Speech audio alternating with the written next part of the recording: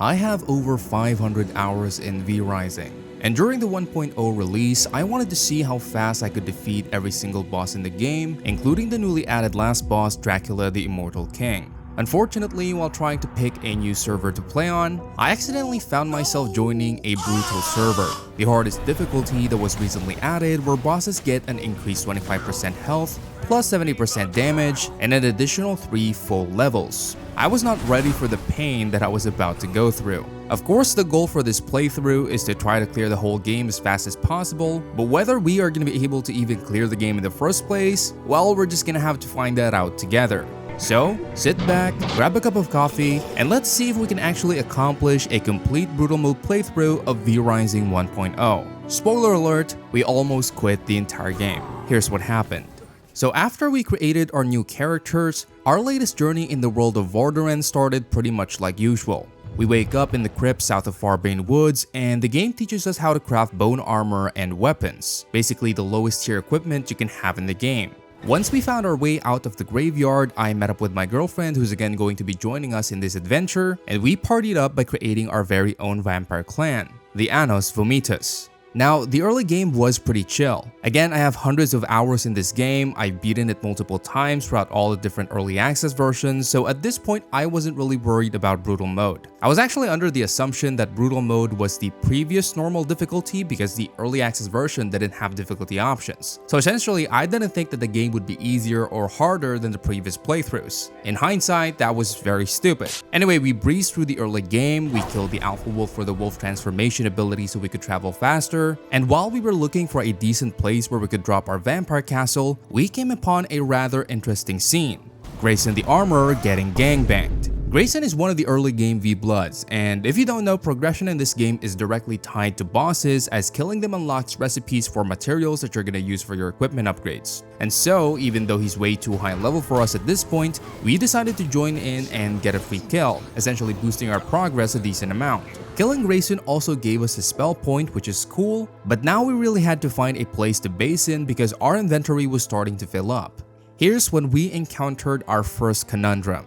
Most of the base locations in Farbane Woods were already taken, or at least the ones that we liked. Instead of settling in somewhere random, we actually decided to run to the mid-game area called Dunley Farmlands, stole some horses from the horse track, and found this really nice whimsical area just northwest of the map.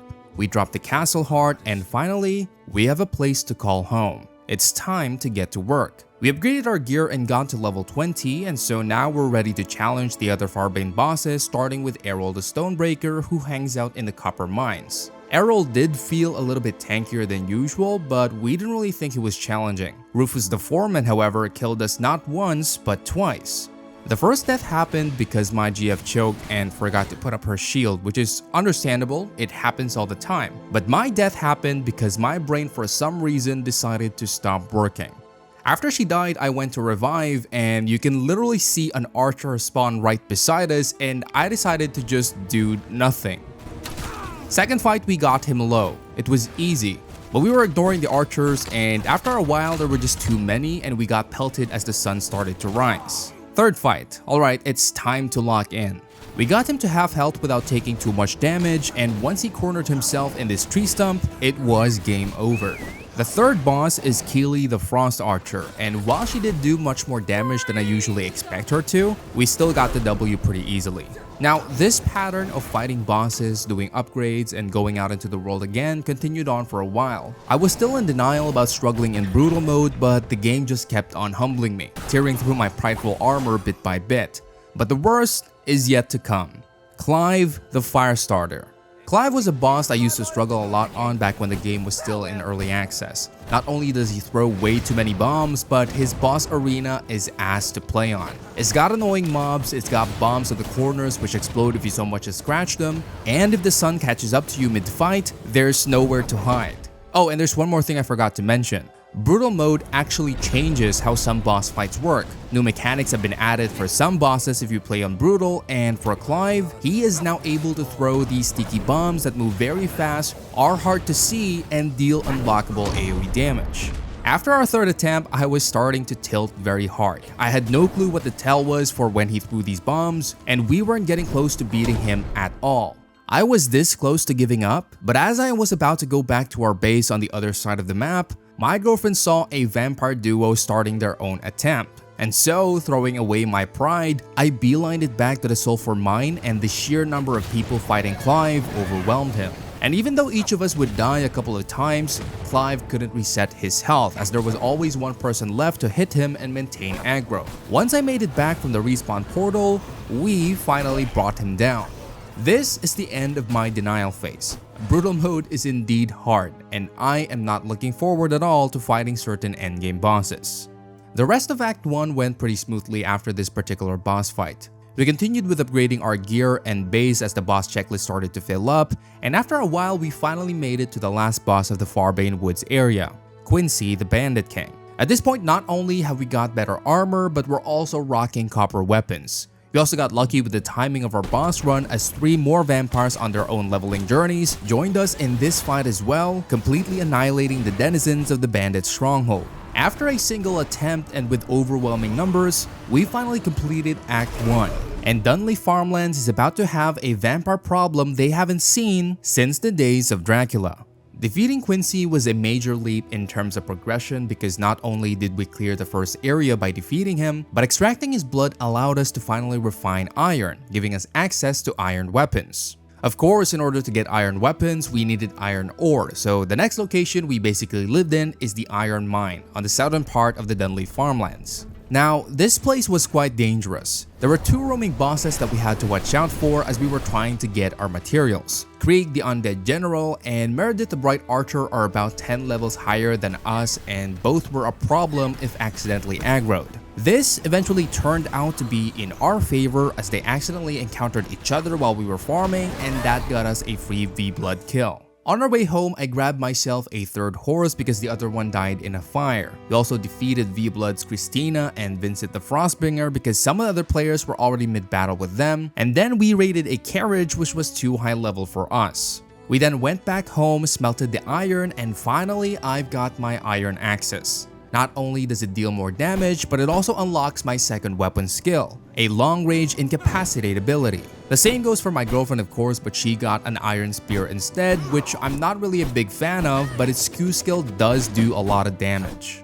Excited to try out our new weapons, we decided to tackle one of the easiest bosses in the entire game, Beatrice the Tailor, a random old woman. Now, if you have never fought Beatrice, the reason why I say she's the easiest boss in the game is because she doesn't really attack. Her boss mechanic is that she just runs around and alerts the townsfolk, basically unleashing the whole village upon you. So as long as we kill everyone, she's just a meat sack to test our damages on. We rode to Dawnbreak Village ready to set the town ablaze, and there she was. The start of the fight went on like usual. Arrow Frost already cleared a lot of the enemies in the area because I guess he was farming, but after he died to a random arrow, we turned our attention towards Beatrice. She started her thing running around calling for help, but unfortunately for her, everybody's pretty much dead. Our new weapons dealt a ton of damage, and with no time at all, her health reached the halfway mark. And here's when we were reminded that we were playing in brutal mode, and a new boss mechanic was added. Beatrice has some lore that says she is actually a human descendant of Dracula, so Dracula's blood literally runs through her veins. Once she reached half health, she started doing this. Okay. Immediately my health was just gone. Her new form had a lot of gap closing AoE attacks, and to make things even harder, the sun started rising. My girlfriend died when I was trying to heal, so I rushed back as soon as I could to prevent the boss from resetting, and of course I immediately get hit. Now, my goal shifted from trying to fight Beatrice to just surviving until my partner comes back. I was kiting this dude at literally 1 health for what felt like forever until I finally see a dog running back into the village, allowing me to finally heal, and that was all that was needed. My girlfriend took Beatrice down, we extracted her blood, and that rewarded us with the recipe necessary to upgrade our armor. Big W. After farming the required materials for the armor, we got a drip upgrade and made some progress with our base. However, soon we ran out of materials, so back to boss hunting we went. The next target is Tristan the Vampire Hunter, which is a notorious boss that even I struggle with to this day. It wasn't made easier with the server shutting down mid-fight, but it is what it is. Now, while I struggled with the Tristan boss fight, surprisingly enough, my girlfriend actually plays this very well every time we do a playthrough. So even though I spent most of the next 20 minutes respawning, we were still making good progress in the fight because he can never reset. I did land the final blow to Tristan, but that's only because she took him down to like 10 health by the time I arrived after a respawn, so credits to her. Big claps. The next fight, however, was all me, and I'll show you how that happened. So on the way back from the Tristan fight, we actually got our first servant, and since it's gonna take a while for him to wake up, we decided to fight Maha the Dark Servant, which is a major milestone for us because she gives us access to recipes that will allow us to upgrade our iron weapons and armor. Now, we were underleveled for this fight, but we have fought Maha in the past and she's a big hassle. So from the beginning, we were tryharding this boss by utilizing the switching strategy. What this means is you fight the boss one at a time, switch when you're about to die, and prepare to switch back after you're fully healed. This is very effective because bosses actually scale when there's more people fighting them, making the fight even harder. Anyway, let's get this fight started. The thing with the Maha boss fight is that the fight itself isn't actually hard. There's a lot of things to dodge, it kind of feels like a bullet hell game, but that's not really a problem once you get used to dodging. The real struggle with this fight is the ads that she spawned, which chases you, deals an annoying amount of damage, and with all the flying bugs floating around becomes a real pain in the ass. She also spawns more if there are other players around, which is why we opted for the switch strategy, but she spawns them in anyway whenever we try to switch out, which was a big problem. So you have to dodge all these little critters and the paper cuts, but then you also have to deal damage to Maha, and that's not all she does. Upon reaching half health, she will periodically pull in one of the ads, and if you don't kill it fast enough, she eats them and regains health. So the plan was to sidestep the bugs, run from the ads, attack Maha, take out the ads whenever possible, and don't let her regenerate, all at the same time. By the fourth run, I'm already playing bad. I'm clearly tilted. 5, 6, 7 runs later, we're still not done. It took us not even 10, but 15 times, I repeat, 15 runs of banging my head against the wall until finally we took home the W. I hated this boss fight, and I hated brutal mode. After crafting the study, which was the thing we unlocked from defeating Maha, the rest of Act 2 went by pretty smoothly. We could just farm scrolls, do some gacha spins, and eventually we unlocked all the higher tier weapons and armor that we wanted. We had some close calls here and there, but there wasn't really anybody that we struggled with, and even our first foray into the new area, Ruins of Mortium, ended up being a walk in the park. We rushed through Act 2 in less than a day, beat Octavian easily as you can see from my notes, and so now we're ready to bring devastation to my most hated area in the entire game, Gloomrot. Welcome to Act 3. Now before we move forward, I'd like to first thank the sponsor of this video, Gamivo.com. Gamivo is an online platform for gamers where you can get your favorite games, including recently released ones like Elden Ring Shadow of the Erdtree or V Rising at the best prices. They've got a huge selection of games for all the major platforms, and not only that, but they've kindly prepared a 5% discount code for the viewers of the channel. That's right, if you head to the link down below in the pinned comment or the description of this video, it'll direct you straight to their website. Pick any game you want, and on the checkout page, make sure to type in code Kaganath to take advantage of the 5% off. In addition, if you want to have exclusive daily or monthly discounts and VIP access to a 24/7 live chat with their support team, go ahead and sign up for Gamivo Smart. It comes with everything I mentioned, plus pre-order priority and a free customer protection program. All of that for only $1.08 a month. They're also verified in Trustpilot, having amazing reviews, so you'll know that your purchases are protected. So again, if you want to get your favorite games at discounted prices and support this channel at the same time, head on over there with the link down below and make sure not to miss out on the 5% discount with code Kaganath. Let's get back to the video. Now, Act 3 is actually fairly short, but it does cover two major areas of the game. First is Southern Gloomrot, which is this nasty place filled with radiation and mutated monsters. It's smelly, it's polluted, and I don't understand why you would choose to base here.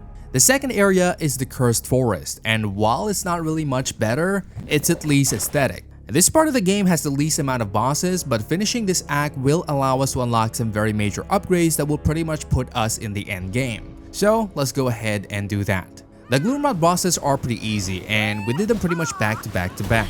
The most important one is Angrim the Purifier because he holds a recipe for the Dawnthorn armor set, which can be directly upgraded to the best gear in the game, the Dracula armor.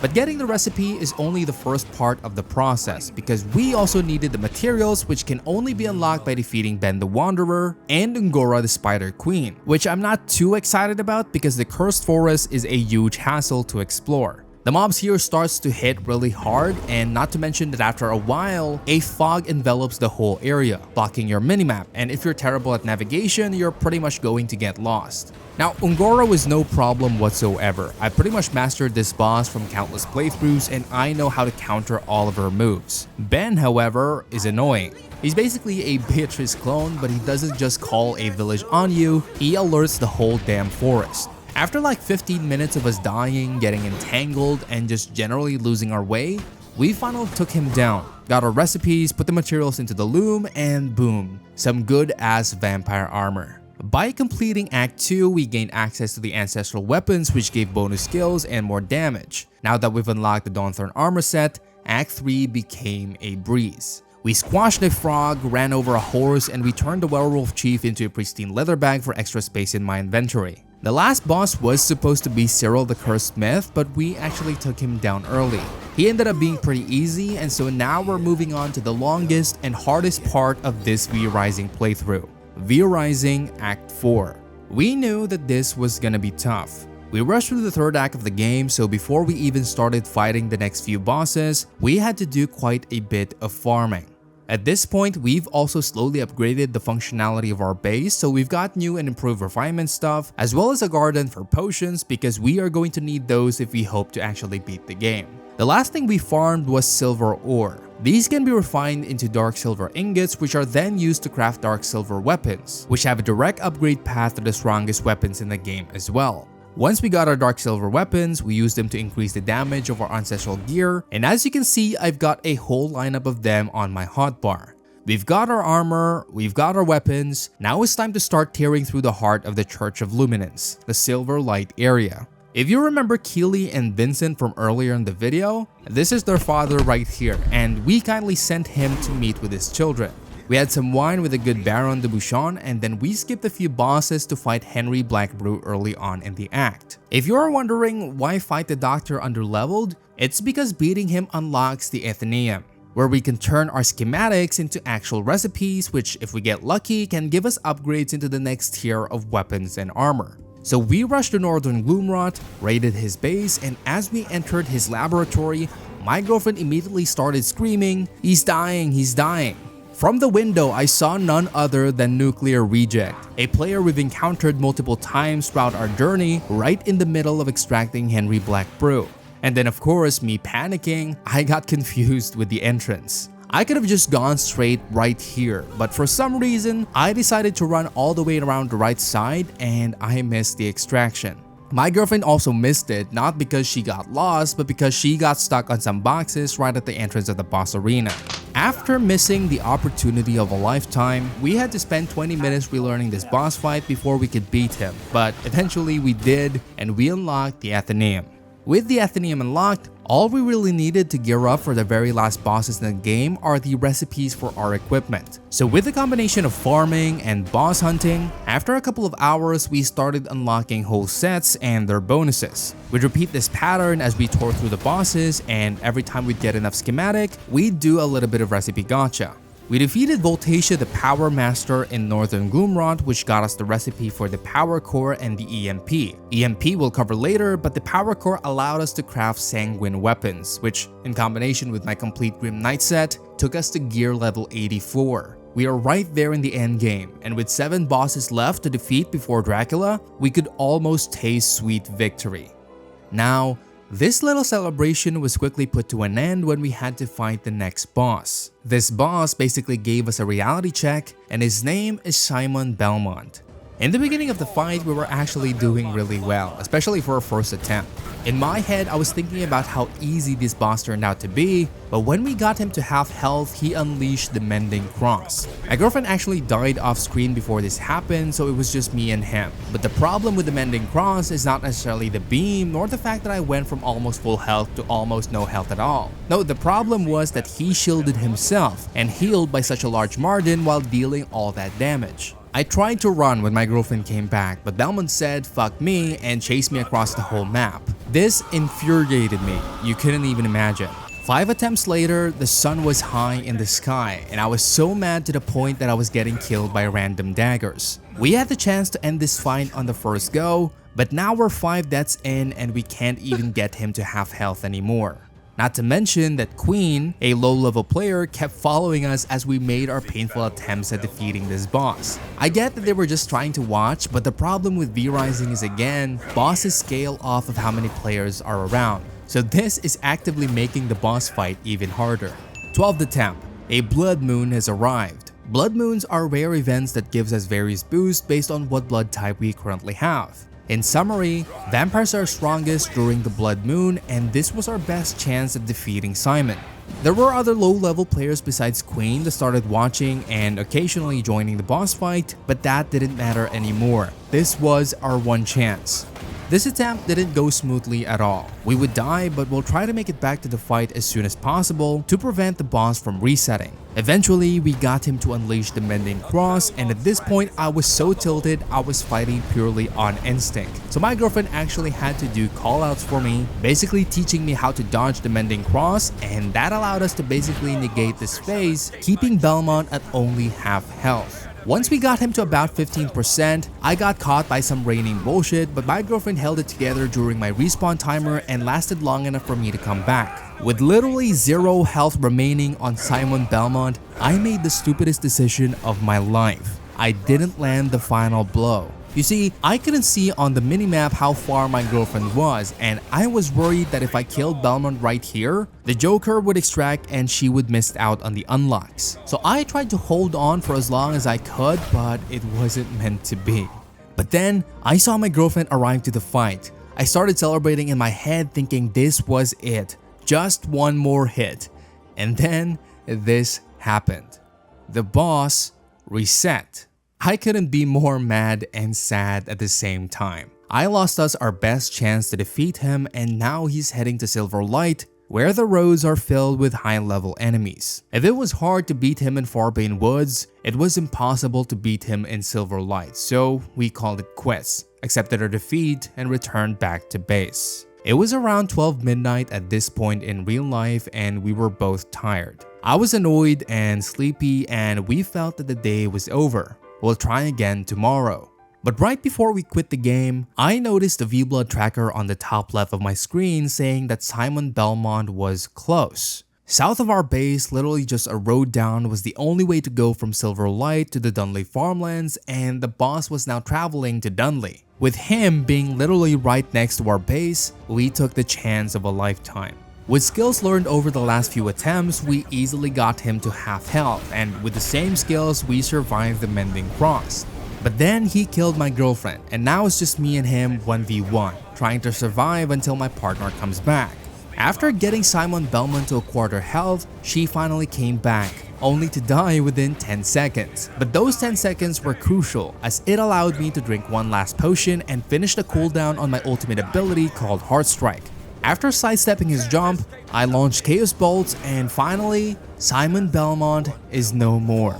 That dude was the last boss we really struggled with. Styx was also quite difficult, but when we made our attempt, Nuclear Reject, a player we encountered a lot throughout this journey, actually did very well and made the attempt a lot smoother, so big shoutouts to him. The only other bosses of note were the Soul Shard bosses, who not only dropped the Soul Shards, which gives new and stronger ultimate abilities at the cost of limited durability, but they also dropped recipes for the Dracula armor set, which increased our gear levels even further. After we killed Solarus the Immaculate, at last there was only one dude left, blocking our path to completing this brutal mode playthrough: Adam the Firstborn. Now, Adam used to be the hardest boss in all of V Rising. and I've spent an ungodly amount of hours learning how to do his boss fight back when the Gloomrot update first launched. The easiest way to beat him that I've found is by utilizing the slashers, because not only is it quick, but its Q ability also gives you an iframe which is invaluable for the third phase. And yes, there's 3 phases in the Adam fight. Oh, and remember the EMP recipe that we got from earlier in the video? Here is where that is gonna be of use. With the addition of Brutal Mode, they've made Adam's fight even harder. It used to be that you could immediately break these lasers right from the beginning of the boss fight, but now they have shields which makes them invulnerable until the timer runs out and you're finally able to break them.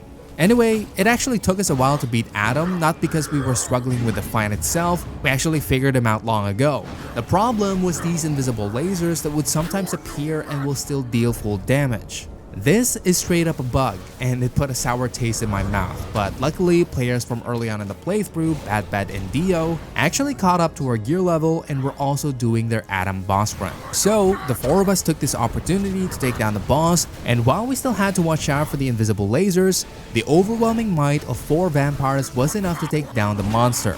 Reaping our reward from the battle, we made ourselves some Dracula leggings, and my girlfriend was able to craft our first legendary weapon called the Morning Star, whip of the legendary Belmont household. With a legendary weapon on our side, an almost complete Dracula armor set, and a full line of potion buffs, we made our way to the Vampire Lord's castle. It's time to fight Dracula.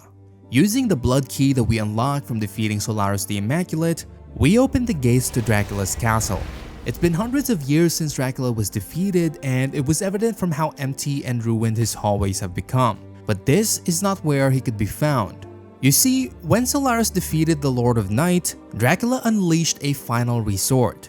He feigned defeat through a blood crystal explosion which we actually saw in Styx's boss arena, and he started a blood rain that lasted for 3 days, spreading his essence and corrupting various living things. And while the people believed that he was gone for good, the truth of the matter was that he only went into hiding, into a place called the Shadow Realm.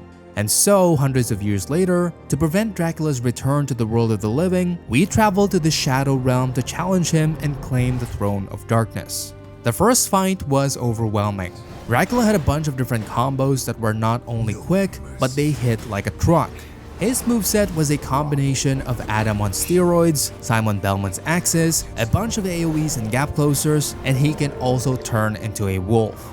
After getting slapped in the face with his long-ass sword, our first attempt ended terribly, barely doing any damage and having no clue how to dodge all of his attacks. Subsequent attempts weren't much better. We didn't feel like we were getting good at the fight. In fact, I was actually regressing. And the worst thing is that his attacks inflict this vampiric curse that explodes after a while, which was a massive problem because it means you just can't get hit. And then there's also the ads, and at this point in the video, you probably already know how I feel about them. More attempts were made, we weren't improving at all, but then after a while, a player called Marcerilla started joining our boss runs. Marcerilla wielded the legendary Morning Star, and she was a pro. She was DPSing like it was her full-time job, and she was dodging Dracula's attacks like crazy. Me and my girlfriend, trying to watch all of this unfold, pretty much just dealt with the wolves and tried to learn as much as we could. Unfortunately, even for Marcerilla, Dracula was just too much, and she started losing large portions of her health, eventually succumbing to damage from the vampiric curse. But this is not where it ends. Her sacrifice allowed us to witness phase 2, where Dracula started growing wings, had blood crystals in the arena, and that's pretty much all we saw. But hey, progress is progress. Bad came to join in on the runs too, but even with the power of 4 endgame vampires, Dracula would not budge. 9th attempt. Frustration was starting to set in. On the 11th, it was just 2 of us left and we were barely denting his first phase. Dracula on Brutal is incredibly hard. His moves are fast, there's a lot of things to watch out for, and the fight itself is long because I'm just dealing too little damage. Our buff started to run out and this just wasn't gonna be possible without those, so my girlfriend went back to base to cook up some potions for us. Bored and just being super annoyed, I decided to do some solo runs just to kill time and try to learn the fight. The 13th attempt, my first solo one, went about as you would expect. But on the next one, I started to notice a possible weakness. If you fight Dracula solo, His attacks doesn't inflict a vampiric curse, nor does he spawn the smaller wolves, which means that it's a pure 1v1. And that's the beacon of hope we needed. The next hour was spent just learning the fight. Me and my girlfriend would just take turns whenever the others would die, and we started getting better. Or at least I started getting better. 1 full hour later, and finally, I'm good enough to get Dracula to second phase. Now, I did die, but that still counts. Anyway, I was happy with the progress, and we had to go to bed. On to Dracula Day 2.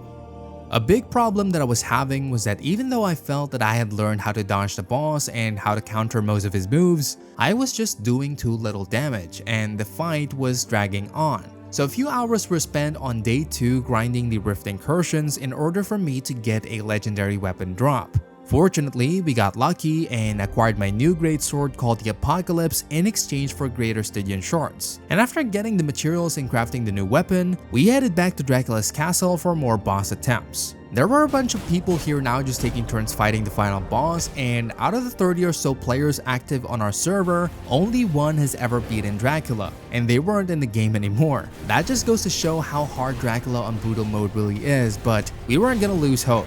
With the new weapon, I started consistently getting to the second phase, and after a couple more hours, I was getting him to a quarter. I was dodging his attacks like Neo from the Matrix, and I was having the best attempts of my life. On the 3rd day, I was able to get Dracula to literally 1 health, and on day 4, it happened.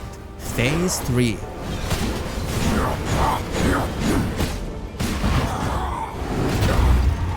You think you can defeat me? So, Phase 3's mechanics is basically Dracula spawning his servants and healing if they get close enough. The strategy for this part of the fight is just to equip AoE spells and try to kill as many of them as possible. Immediately, I told my girlfriend to hop in the fight. This might be our best chance. We worked together to clear the 3rd phase, and Dracula was barely able to heal if at all. At the end of the 3rd phase, we had to destroy his heart, and when we got it low enough, we found out that we can actually drink his blood, giving us the blood type Blood of the Immortal, which gives an insane amount of power.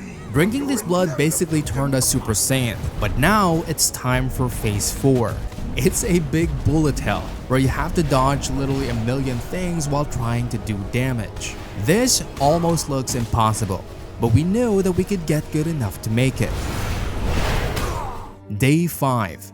This is it. All the frustration, all of the pain has led us to this moment. Our journey in Vordaeron has taken us far and wide, but now it's finally about to end. The first phase at this point was easier than Keely the Frost Archer. I could probably do this with my eyes closed. The second phase was a loading screen. The only difficult part about it was how long it took. The 3rd phase was our time of preparation. Immediately right before it started, we switched to our AoE spells and both of us did amazing. Dracula did not get 1 drop of blood, and we were able to successfully extract his heart. As soon as the 4th phase started, we switched out our offensive spells for purely defensive ones that specialized in dodging, and so now let's witness attempt number 78. A couple seconds into the 4th phase, I see my girlfriend die, but I was so determined to end this fight that I pretty much entered the zone. All I was looking at were the circles on the ground, and a beat was playing in my head, playing perfectly to the tune of when I had to activate my shield for the blood bullets. As the arena grew smaller and smaller, the room for error vanished completely. I knew that all I had left before I die was a few more seconds, so I focused all my energy into dealing as much damage as possible. And as my health bar went down to 15, Dracula's fell to 0. We have done it. We are now the most powerful vampires in the whole server. Holy crap. Literally one of the hardest video game bosses I've ever fought. I don't think I'm gonna be doing this again anytime soon, but it's definitely an accomplishment that I'm incredibly proud of. We crafted the final piece of Dracula's armor, and before we finish this playthrough for good, there's one last thing we have to do. Boom.